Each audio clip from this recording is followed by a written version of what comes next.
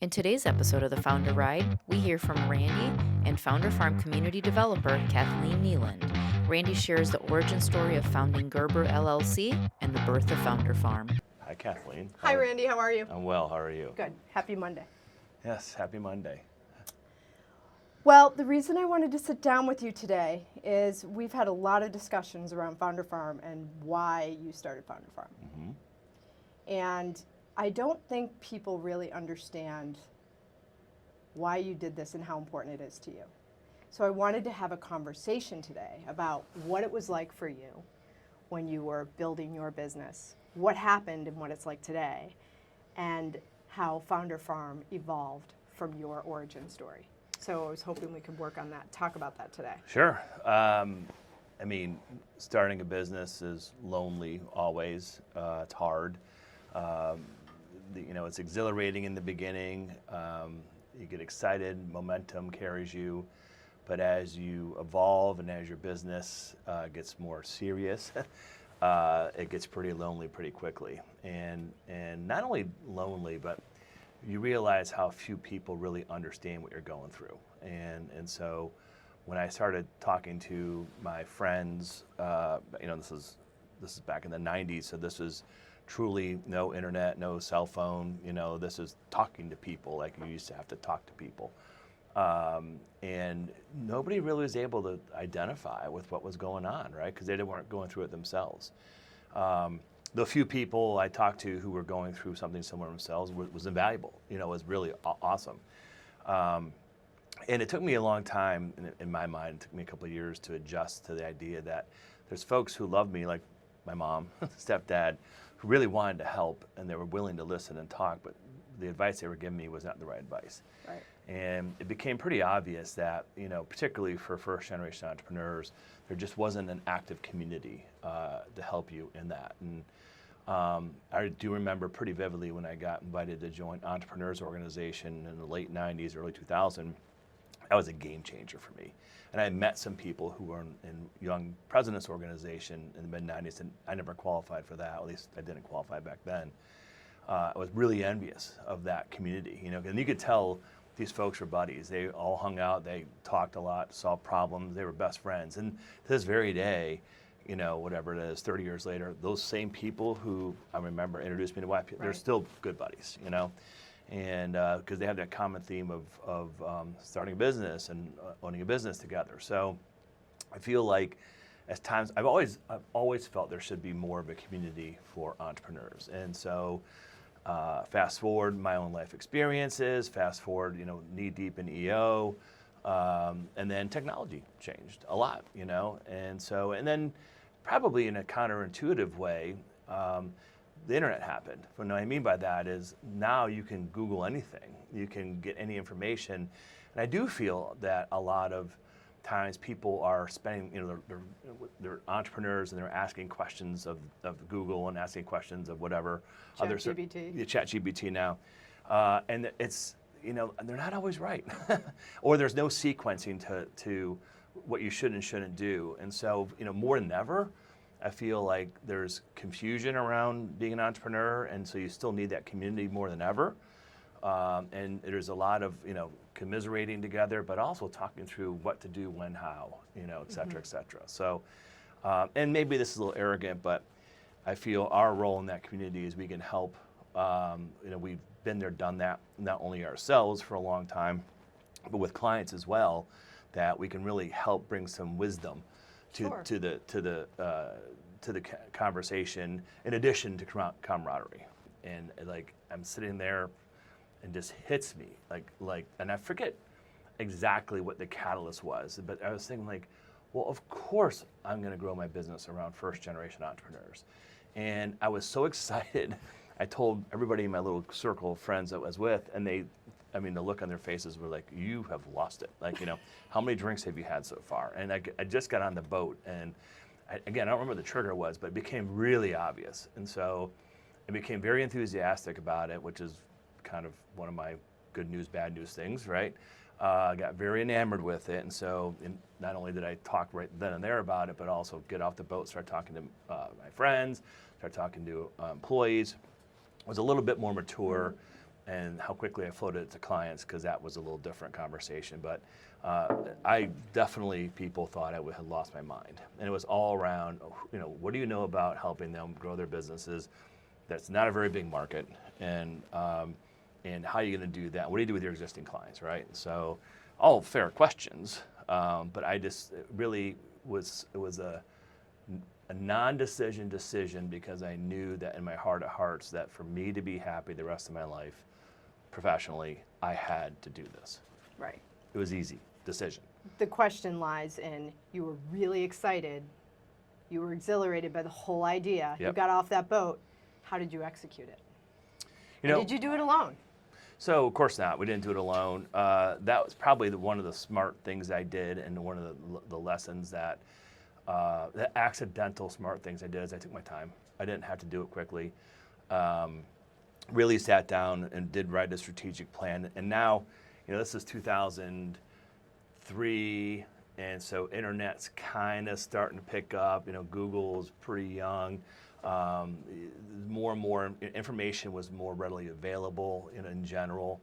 But I wrote a business plan, and really, actively wrote a business plan, actively reviewed it over and over again, and really took my time. And then once I got clear in my head what the value proposition was going to be, when I got clear in my head what the product would be, then I started socializing the idea with our client base, who were entrepreneurs.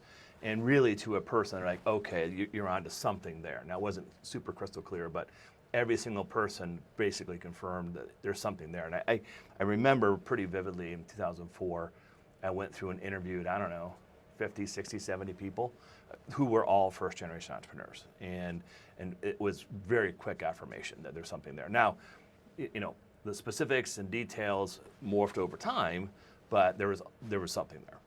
Nice. So that became easy to lean into it. So. And leaning into it, did you lean in? Were there was there community that you leaned into? So I certainly, my entrepreneur, because at this point in time, I'm 7 years or whatever it is now. 4 or 5 years in EO, and then when I really got momentum, 6 or 7 years into EO, and certainly I leaned into that community really hard. Talked to them and talked to people I didn't know all across the country. I hired a branding firm that was really transformational for me, who they leaned into the idea. Like their excitement and enthusiasm made it even me more excitable and enthusiastic. And so then I really knew. So you kind of get to this point of irreverence. You're like, okay, this is going to work. I know you may not understand how or why, but I know it's going to work. And so, there's no question. We leaned into my friends who are entrepreneurs. The team we have here drug them along. Because they didn't and still don't necessarily understand entrepreneurism, but they understand the value of it, and it's important. And other professionals, it's super important, because you need a network of folks to help the clients. Right. So. And your clients clearly have reaped the benefits of it here. We all have. I think that I think our teams reap the benefits. I know I have, certainly my family, my children, our clients, without doubt. It's pretty mutually beneficial for everybody, and I very much feel that we've all grown together and focused together, and and pushing harder. And now one thing that our role has evolved quite a bit, where we're owning the thought leadership, we're pushing the limits for what's next and thinking about what's next. Our clients are in their own industries, they're fighting their fights and they're doing their best within their own industries. But I think general entrepreneurism more than ever, and they really do look to us, and we try hard. That's part of our role, right? And, right. And still be there for the conversation, with folks. Here's a question for you. Fast forward today. Do you have any regrets? Of course. I don't know. There's lots of things you wish you would have done or not done, and little things here and there. I don't have any regrets from the standpoint of nothing sunk the ship, right? There wasn't anything that, I think there were some missed opportunities that we were too slow to, so the regrets I have is not moving faster with the right people, either on the team or off the team, being too patient with certain clients who really never fit our value system. Do I wish we would have started EOS sooner? Sure. Is that a regret? Probably not. Do I wish we would have started Culture Index sooner? Sure. Is that a regret? Probably not. But they weren't regrets at the moment, Sure. right? But in hindsight now, yeah, I regret we probably didn't move faster with people in or off the bus. Got it. But that's not the type of regret that I feel badly about. And being part of EO helped guide you through that. Sure. That community for Yeah. you helped you guide Yeah. that. Yeah. So let's just, I know I only have a few more minutes with you, regarding Founder Farm and what you're trying to achieve here, the gap that you saw. So there's incubators, there's all these accelerated programs, numerous, all over the country. This is right here in Columbus. Mm-hmm. And you really saw a need, and I know your heart's in this, Yeah. to really build something special right here in Columbus to help the Columbus entrepreneur, not just first generation entrepreneur, correct? Yeah. I mean, we're still going to lean heavily into the first generation. However, there's unequivocally, we view Founder Farm as multi-generation as well. And Columbus is an easy, natural place for us to start because that's where we are at the moment. But there's still this absence of community for that population. And I think that, when I really think about all the other tools, other incubators and organizations, most of them are very valuable and they have a place. I still feel this is different because this is a community that's leaning into growing a business, that we want really serious people. Because I think a lot of these incubators and a lot of these organizations, folks are just floating around, getting information, there's a little socialization. If you're joining Founder Farm, you better be ready to grow your company, right? Right, because you'll hold them accountable. Yeah, well, I mean, we are going to hold each other accountable, Right. but we're here to grow your company. This is not Facebook or some social network. It's not. It's like you're here to grow a company and go to the next level. And the big difference, with Founder Farm compared to other organizations is our facilitation that's going to come. You're still going to get the peer-to-peer. You're going to get the community. You're going to get the tools.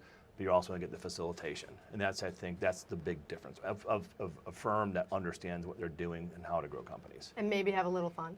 You better have some fun. Right, exactly. So. Well, I know that's it. That's all. Anything else? We have cohorts coming up, many. Any last words for people who are on the fence of joining? Well, I mean, if you're on the fence join. The reason why is simply being an entrepreneur is hard. It's not easy. If you want to change your odds, you want to change your statistics, you want to put yourself in a better place to win, you should join Founder Farm, period, for sure. I think that it'll help you to where you want to go much, much sooner and with less stress. We're building something special in Columbus for entrepreneurs. To learn more, please visit www.founderfarm.com.